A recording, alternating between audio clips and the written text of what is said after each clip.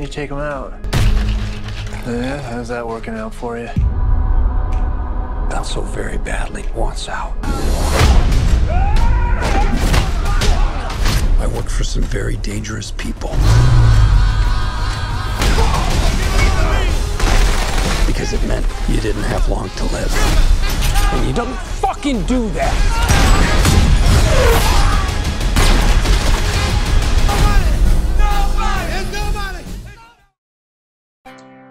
Oke, assalamualaikum warahmatullahi wabarakatuh. Selamat malam para pecinta film di seluruh tanah air tercinta kita ini.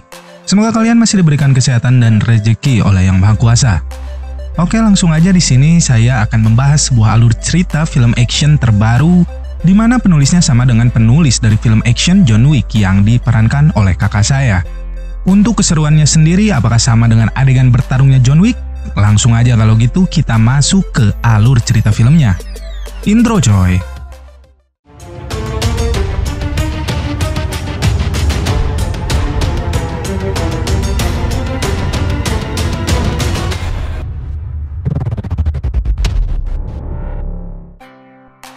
Awal dari film ini diperlihatkan rutinitas dari keseharian seorang pria dalam menjalani hidupnya. Pria yang akrab disapa Hutch Mansell alias Pepeng ini terlihat cukup bosan dengan rutinitasnya yang sama setiap harinya, mulai dari bangun tidur hingga kembali tidur di malam harinya. Kebosanan akan rutinitas ini terhenti di suatu malam di saat Pepeng sedang berada di kamar untuk memejamkan mata. Namun ia malah mendengar suara aneh dari lantai bawah rumahnya dan pergi untuk mengeceknya. Tanpa diduganya, ia mendapati 2 ekor pencuri yang sudah berhasil masuk ke dalam rumahnya. Pepeng pun lalu segera mengambil sebuah stick golf untuk melawan kedua perampok itu. Sempat berusaha menelpon polisi, namun kedua perampok ini memergoki Pepeng dan meminta semua uang tunai yang dimilikinya. Dikarenakan zaman yang sudah modern dan Pepeng juga sudah beralih ke kartu debit, akhirnya para perampok itu hanya bisa mengambil uang recehan dan juga jam tangan si Pepeng. Putra sulung dari Pepeng yang bernama Black ternyata juga menyadari kehadiran para perampok itu dan menyerang salah satunya.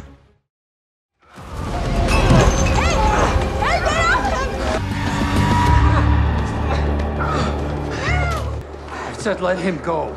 Just take what you want to go, please. Just Shut up. Tak berselang lama polisi pun tiba ke rumah mereka. Black dan ibunya melihat sinis kepada Pepeng dikarenakan sikapnya yang sebelumnya membiarkan para penjahat itu kabur, bukannya malah melindungi sang anak dari serangan mereka. Salah satu polisi juga sempat menyindir Pepeng dikarenakan aksi yang dinilainya pengecut itu. Hal ini ternyata cukup mengganggu pikiran Pepeng di saat malam harinya, ia pun memilih untuk tidur di ruang tamu.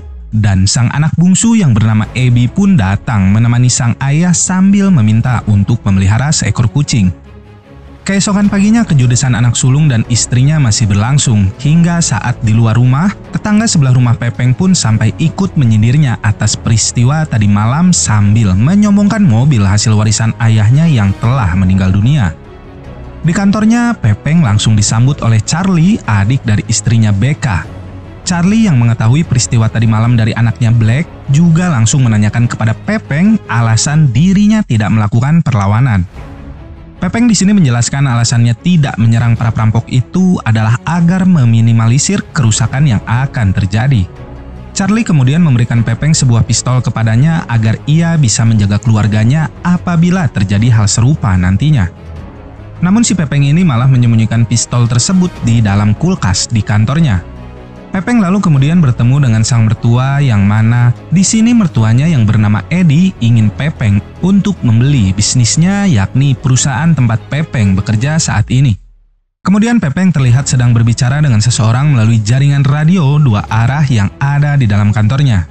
Di sini Pepeng menceritakan alasan sebenarnya tidak menyerang pasangan perampok di malam sebelumnya dikarenakan senjata yang dibawa oleh mereka tidak berpeluru. Para perampok ini ternyata adalah pasangan suami istri yang sedang membutuhkan uang karena hal mendesak dan itulah sebabnya mereka hanya membutuhkan uang cash meskipun itu uang kencering. Pepeng kemudian pergi ke sebuah tempat mengunjungi sang ayah yang bernama David yang juga menanyakan kepada Pepeng perihal kejadian perampokan di rumahnya. Dan setibanya di rumah, Pepeng yang masih dijutekin oleh anak sulungnya itu dikejutkan dengan kabar dari anak bungsunya tentang kalung kucing miliknya yang hilang.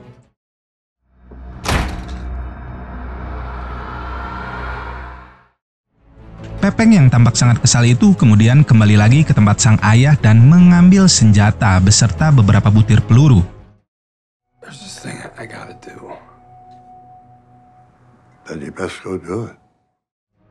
Pepeng yang sepertinya berusaha mencari pasangan perampok yang tempo hari mendatangi rumahnya itu pun kemudian tiba di sebuah tempat tato. Di mana di malam perampokan itu terjadi, Pepeng sempat melihat sebuah gambar tato pada salah satu pelaku perampokan tersebut. Bermodal sebuah lencana FBI, ia pun mendatangi beberapa tempat pembuatan tato untuk mencari informasi tersebut. Hingga dirinya tiba di sebuah tempat pembuatan tato yang berisikan orang-orang mengerikan dan bertubuh besar. Tanpa rasa takut sedikit pun, Pepeng menanyakan sebuah gambar tato yang ia cari kepada pemilik dari tempat tersebut. Mengetahui lencana yang ditunjukkannya ialah lencana yang sudah kadaluarsa 20 tahun lalu, orang-orang yang berada di sana pun nampak ingin menyerang Pepeng. Dan tiba-tiba salah satu orang yang ada di sana melihat tato yang ada di tangan Pepeng yang membuatnya seketika terdiam dan pergi dari sana. Send me in the direction of this person. Setelah berhasil mendapatkan informasi yang ia cari, Pepeng segera menuju ke lokasi yang dimaksud. Di sana, Pepeng tanpa basa-basi langsung menghajar seorang pria yang merupakan pelaku dari perampokan di rumahnya tempo hari lalu. Give me the goddamn kitty cat bracelet, motherfucker!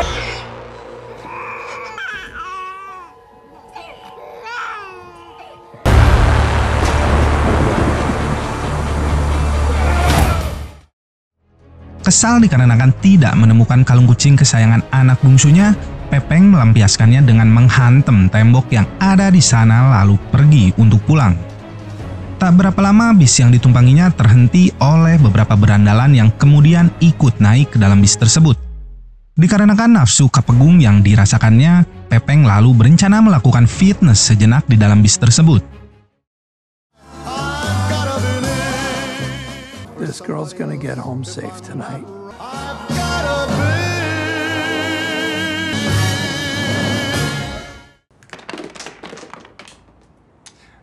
I'm gonna fuck you up.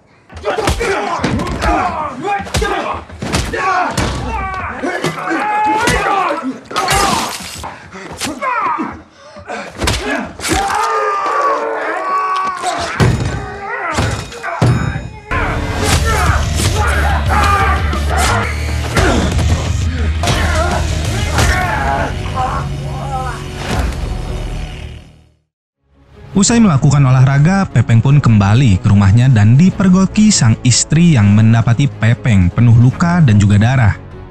Sang istri lalu segera mengobati luka di tubuh Pepeng tanpa banyak bicara. Akibat tragedi malam ini, BK pun membuka kembali angle yang digunakan BK sebagai pemisah posisi tidur mereka selama ini. Di lain adegan, tampak seorang pria bernama Julian yang sedang mengunjungi sebuah klub di mana di sini Julian berlenggak-lenggok sambil bernyanyi di depan para pengunjung lainnya.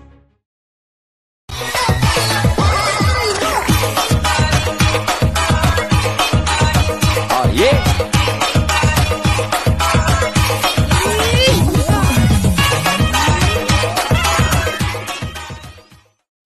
Julian adalah salah seorang mafia kelas kakap di mana ia menjalankan bisnis penyimpanan uang bernama Obsak dari para koleganya.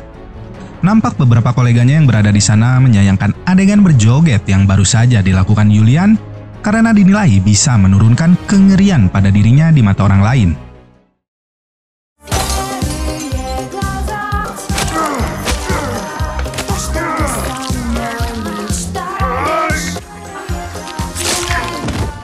Переношает. Сжатель 3% щека. Tak lama Julian mendapatkan panggilan telepon dari seseorang yang memberinya kabar bahwa salah seorang saudaranya yang bernama Teddy berada di rumah sakit. Yang mana Teddy adalah orang yang dihajar Pepeng sebelumnya di dalam bis. Julian yang marah itu segera menanyakan siapa penyerang dari Teddy kepada teman-temannya. Dan salah satu teman Teddy ternyata berhasil mengambil kartu identitas dari Pepeng selama perkelahian itu terjadi. Dan keesokan harinya, Pepeng yang sedang menyiapkan sarapan keluarganya itu mendapatkan panggilan dari orang misterius yang memberitahukannya bahwa berandalan yang dihajarnya semalam salah satunya adalah adik dari seorang mafia Rusia bernama Julian. Namun Pepeng yang tampak tidak peduli itu lantas malah menutup telepon tersebut dan menjalani kembali rutinitasnya. Di kantornya, Pepeng kembali mendapatkan sebuah pesan yang menyuruhnya untuk pergi ke sebuah tempat cukur untuk menemui seseorang. Di tempat cukur ini, Pepeng telah ditunggu oleh seseorang yang sepertinya merupakan pejabat dari sebuah agen rahasia tempat dulu ia bekerja. Pria ini kemudian memberikan sebuah dokumen yang berisikan CV dari Julian selama masa hidupnya.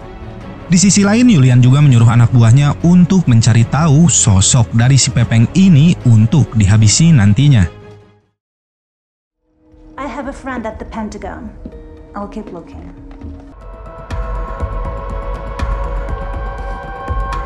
Fuck? What?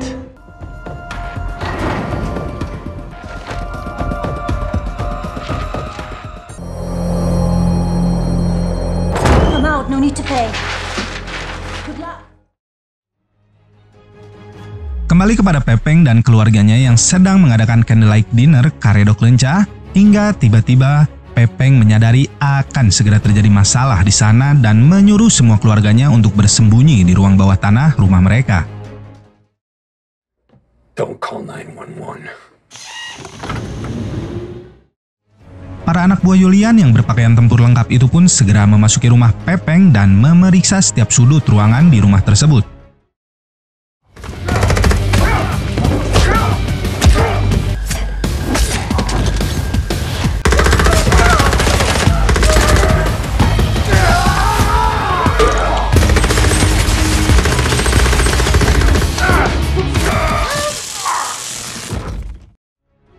Pepeng yang berhasil tertangkap kemudian dimasukkan ke dalam bagasi dan dibawa menuju kediaman Julian.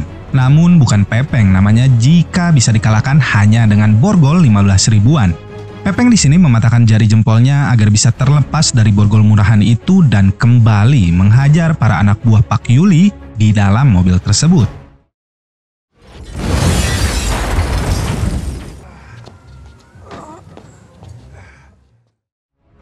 Pepeng pun kembali ke rumahnya dan menyuruh anak dan istrinya untuk pergi ke tempat yang aman demi keselamatan mereka.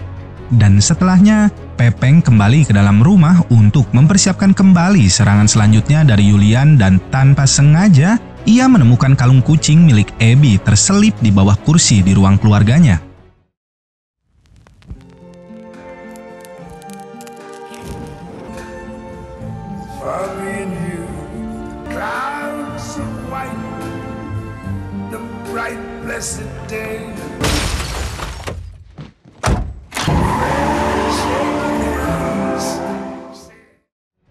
Dan hal di luar logika kini sedang terjadi, di mana dua orang anak buah utusan Julian mendatangi kediaman ayah dari Pepeng.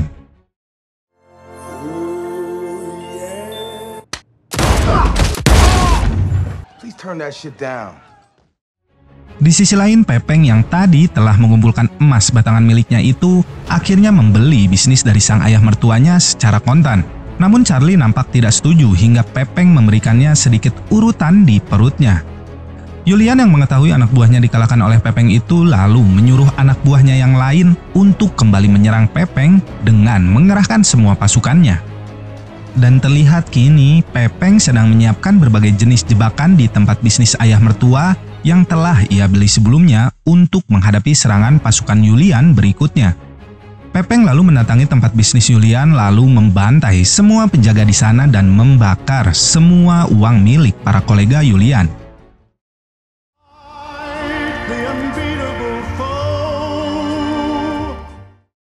Setelahnya tanpa urat takut sedikit pun, Pepeng malah menyatroni klub milik Julian dengan santainya. Julian yang melihat kehadiran Pepeng membawa sebuah ranjau darat itu pun akhirnya bersedia berbicara dengannya dan menyuruh semua pengunjung yang ada di sana untuk keluar dari klub miliknya. Pepeng juga mengatakan bahwa ia telah membakar semua uang di Obshak, tempat bisnis Julian, dan menyuruhnya agar mereka saling melupakan kejadian yang telah terjadi. Pepeng di sini memberikan dua pilihan kepada Julian, yakni kembali melanjutkan peperangan ini ataukah pensiun dari pekerjaan kotornya dan menganggap semuanya telah usai.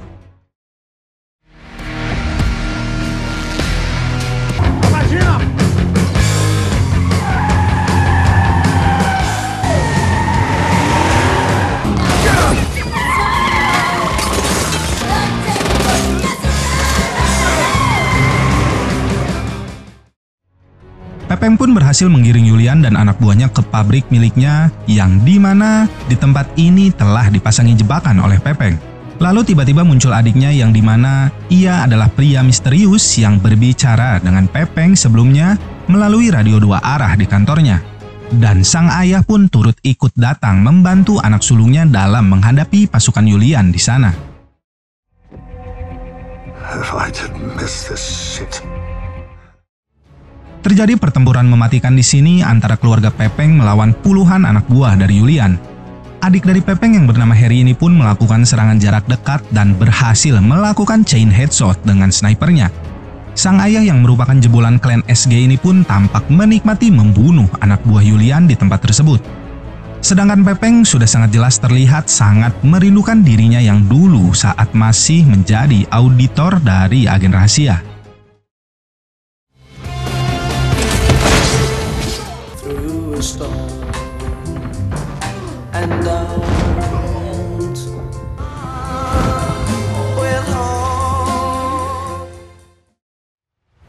Di sini Julian berhasil menembak Harry di bagian pundak dan mengharuskan mereka bertiga bersembunyi dikarenakan amunisi yang telah habis.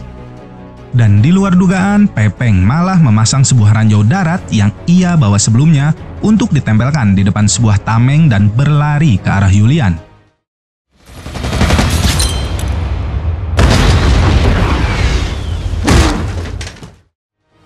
Setelah pertarungan itu usai, tanpa sengaja Pepeng menemukan seekor anak kucing di dalam bangunan itu dan membawanya untuk diberikan kepada sang anak bungsu.